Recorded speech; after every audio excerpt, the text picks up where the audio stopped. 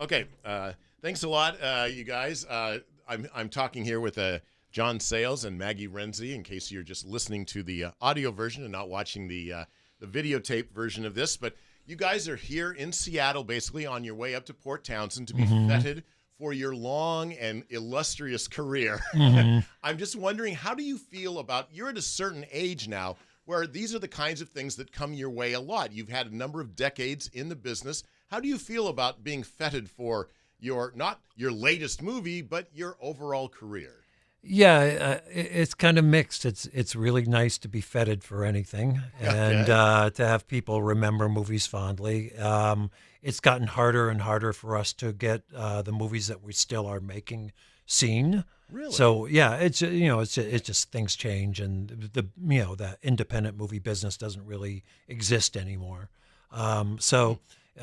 We wish that our more recent movies would be feted a little bit more. But I think that's some of what happens when it's really fun to meet the people who have loved the movies all these years. Yes. A lot of gray hair is involved. Right. A lot of wisdom and good taste is involved. We tend to be meeting people who really love and understand movies a lot, which is fun.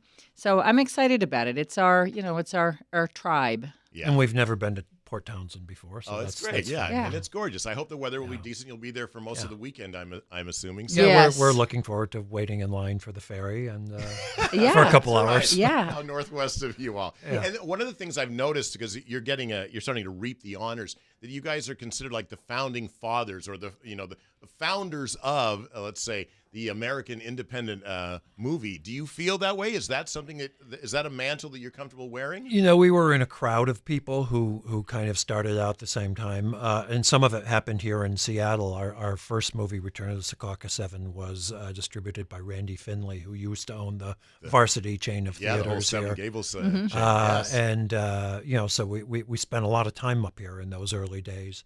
But yeah, I think one of the things that happened is that idea that people could make movies outside of Hollywood and sustain it for a while, and that there was an audience that was looking for those movies.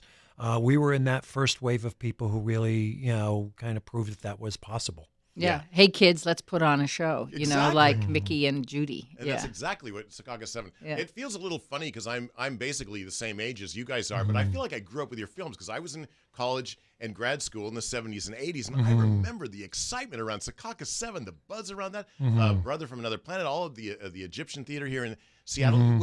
It was quite a moment. When you look back all those many years, how do you feel about those initial efforts? Are you proud of them? Are you kind of embarrassed? Are you sort of like chagrined that you're not making movies that have that kind of buzz now? Or what's it like thinking back about those heady days when you're first starting out? Not all of them, made that much money, but they were, I think, important movies in their time because they were about stuff that wasn't getting made anywhere else.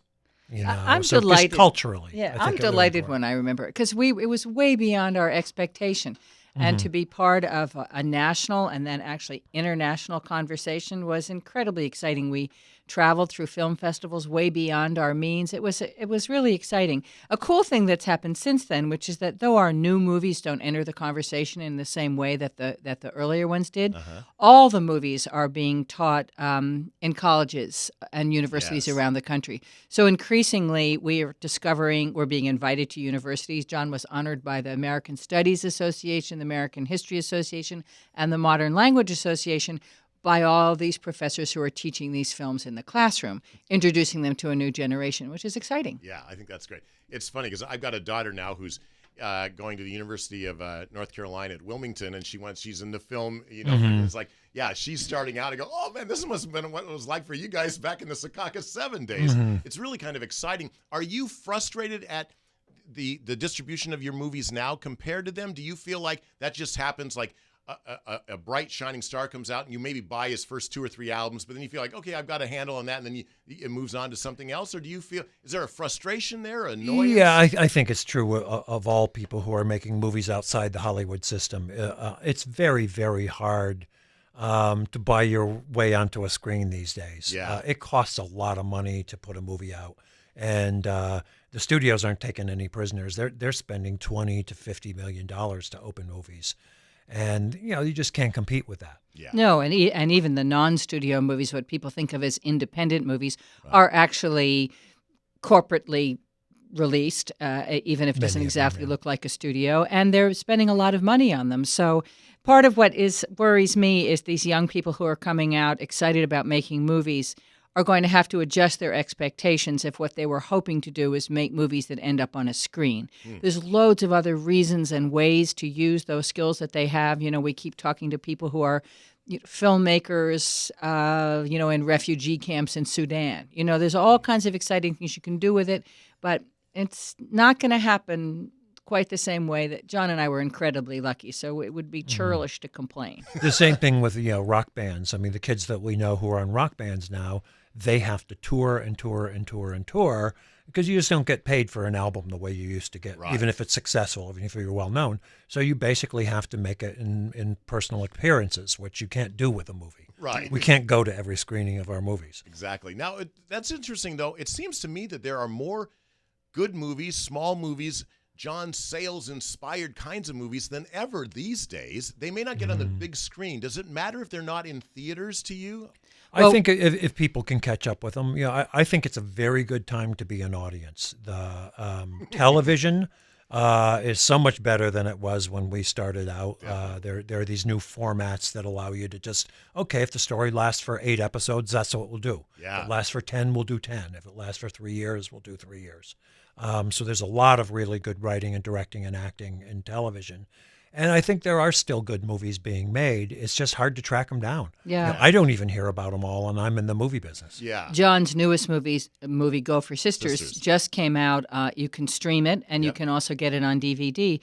But people would have to go find John Sayles, ask what's the most recent movie to know that. It's a great big marketplace, and it's completely uncurated, and it's very poorly monetized for the filmmaker. So it's a challenge. That's interesting. Speaking of which, do you think that your later movies now, like I just tracked down Go for Sisters actually on video on demand, through Comcast, do you think that those movies that you're making now are better than the movies that you had your big splash with? How do you sort of compare? Not necessarily better. I would say that they're more likely to have well-known actors in them. If you go back to our earlier movies, those actors are well-known now, but they weren't when we made them. Yes.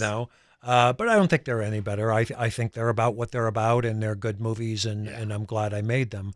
But certainly, they're the energy in the film business is usually with people who are 30 or under. And we're not 30 or under. Yeah. So this is just one little minor thing I've always wanted to ask you about Secaucus 7, just to get it out of the way. So when I was in grad school, my office partner, we were TAs together, he was part of the Lawrence Kasdan crowd that when they made The Big Chill, that was about his friends, and I always had this raging argument with him. It's just a ripoff of Secaucus 7. What is your take? I don't think I've ever heard your take on The Big Chill. I assume you guys saw it? Yeah. I actually liked it. I thought it was really, and it had a great soundtrack.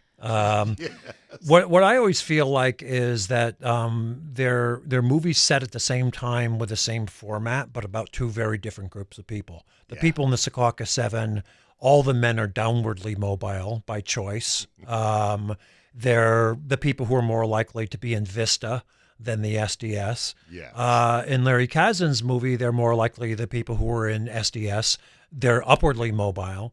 And it's called The Big Chill for a reason. It's about people who are discovering that they've either lost their values or maybe never really had them in the first place. That big chill, that realization of who are we really? And the return of the Secaucus 7 is kind of hopeful. It's about people trying to hold on to those values. Well, and we got it from not exactly the horse's mouth, but Jim Bernstein, who teaches screenwriting at University of Michigan, where John is now archived, had a conversation with Larry Kasdan some years ago, and Larry said, I saw the Secaucus 7 and thought, I'd like to make a movie about my friends. Is that right? That's how it happened. Okay. But it is, it's a weekend reunion format, and that's been done by a lot of people. And I think you can go in a lot of different directions. Think of all the Billy the Kid movies that have been made. Yeah, I Right. suppose. Or the English house party. Yeah. Yeah. But if you made the first one, Yeah. you might as well go ahead and take credit for it. Yeah. Yeah. One of the things I've noticed in discussions of your work that everyone talks about is they spend as much time, if not more time, talking about how you make your movies and how you fund your movies rather than the movies themselves. So I want to ask you if you guys feel like you're shortchanged at all as artists, since they're always say, how do you make such shoestring budget films? How do you feel Yeah, about I don't think we're shortchanged as artists. Okay. I think it's an interesting story because people want to know, even if they're not planning to make one themselves, but if they're planning to make one themselves, there really is that, God, I haven't seen anything like that. How did they get away with that? Yeah. Yeah. Okay. So, for example, Amigo, a movie that we made that set in 1900 in the Philippines, which we made for $1.5 million. It's a war movie. How do you do that? So it is an interesting question, I think. I think that one thing that we can say is the way that the films are being used now in academia means that the content, which is the artistry and also the history and the authenticity of the films, is really valued over over time. So I think, I don't worry too much about that. John is not the artiest filmmaker that you know, and so what's celebrated the most is, I think, is more what the movies are about.